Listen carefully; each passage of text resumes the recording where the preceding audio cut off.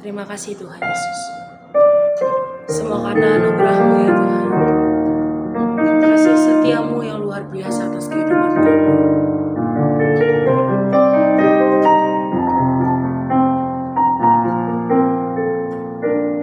Ku ada sebab anugerah-Mu. Ku ada karena kasih-Mu, Tuhan Yesus. Ku berterima kasih buat kasih rahmat-Mu. Ku ada sebab anugerah-Mu. Ku ada karena kasih-Mu, Tuhan Yesus. Kami berterima kasih, buat kasih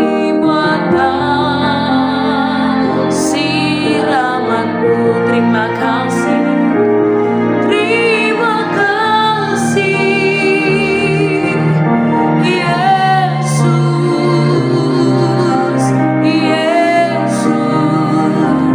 Terima kasih, hanya anugerah-Mu buat hidupku sekarang. Ku kan memuji-Mu semuanya. Thank you Jesus, thank you Jesus, Jesus, oh Jesus. Thank you Jesus. It's only by your grace that I could live today. Forever I will praise your name.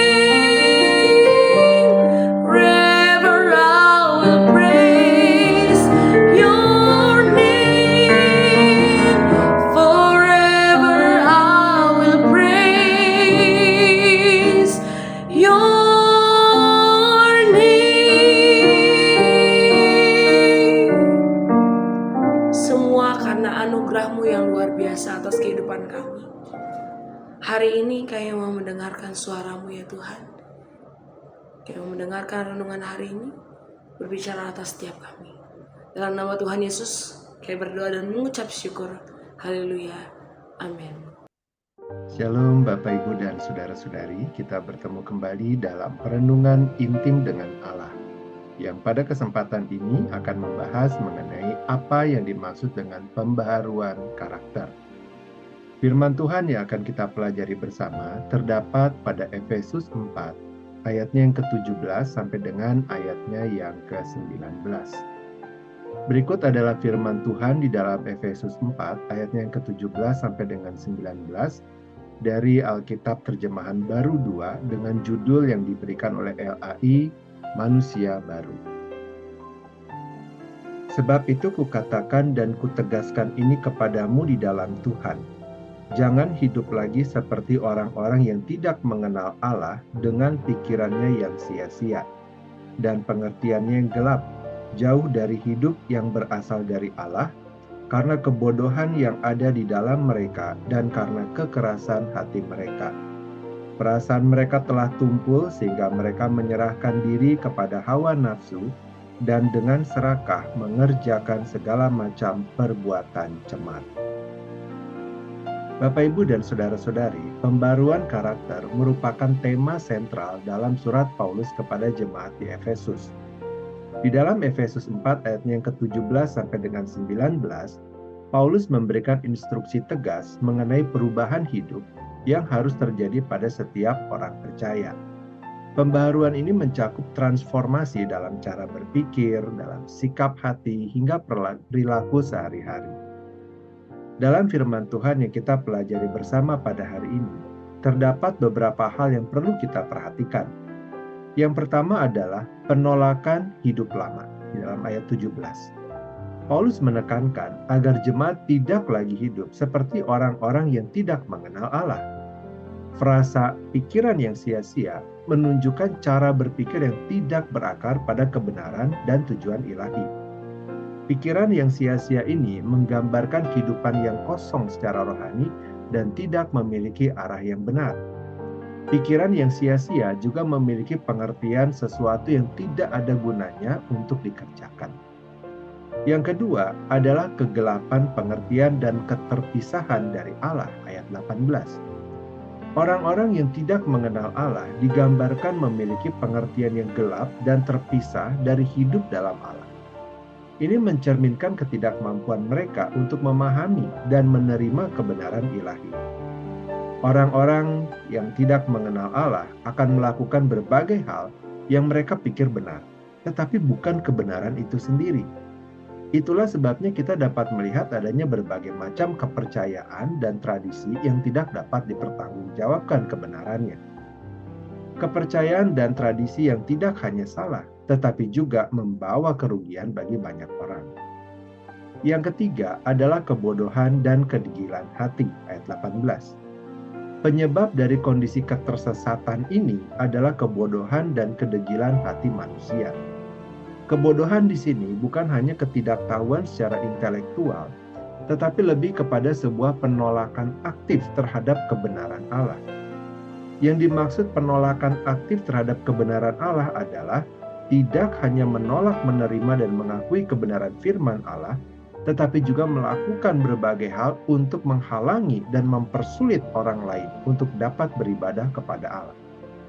Sedangkan kedegilan hati mencerminkan sikap keras kepala dan penolakan untuk bertobat. Yang keempat adalah penyerahan diri kepada hawa nafsu, ayat 19. Bapak, Ibu, dan saudara-saudari, secara natural, setiap manusia memiliki suatu intuisi untuk mencari dan menemukan makna di dalam kehidupan mereka. Untuk apa hidup, apa yang harus diraih di dalam kehidupan, dan bagaimana seharusnya menjalani hidup.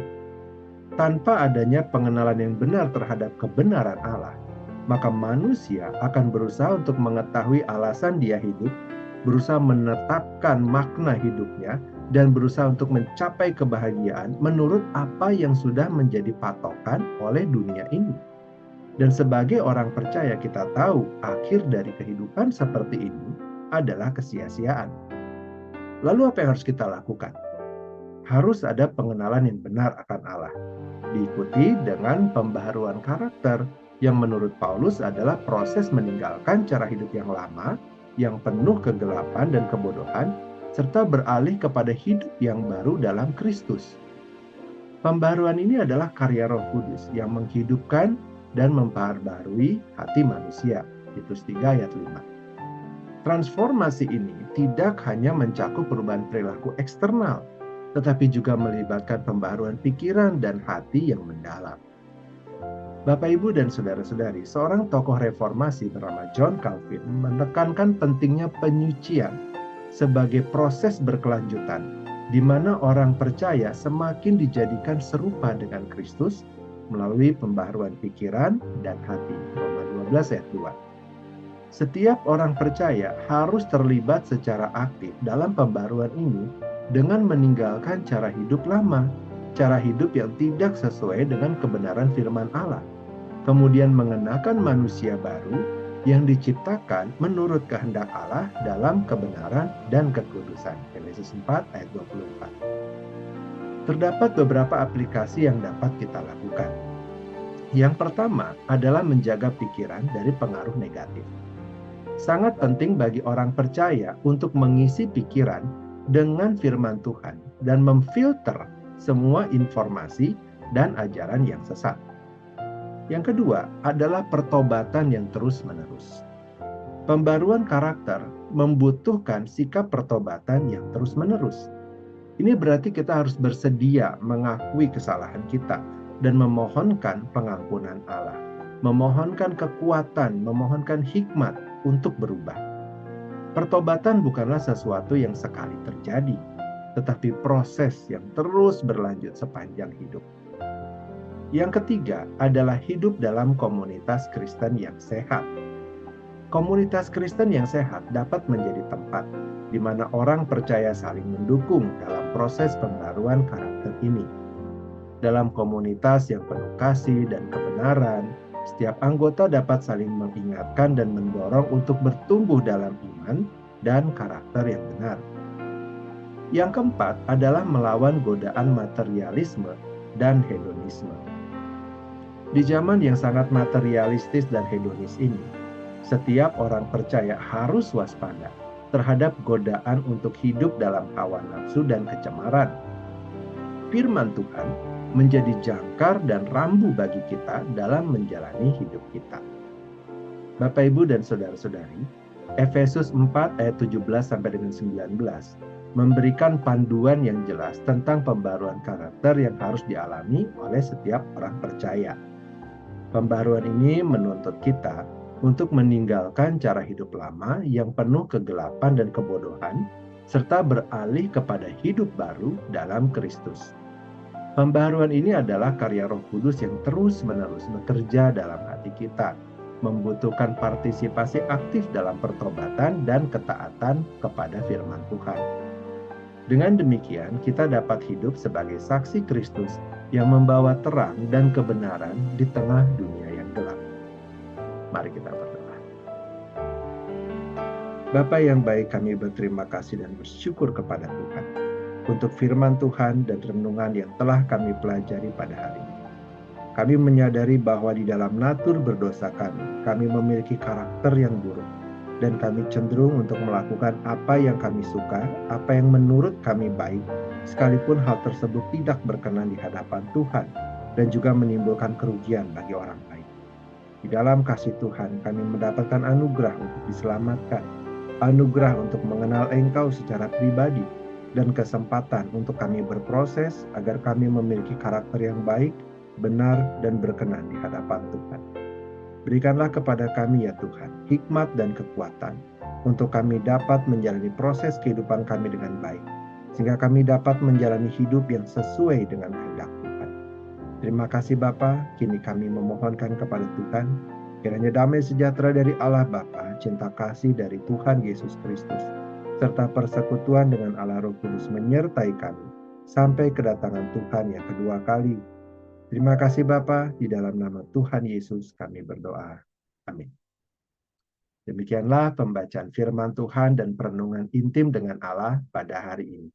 Sampai bertemu kembali dalam pembacaan firman Tuhan dan perenungan intim dengan Allah berikutnya. Tuhan Yesus memberkati.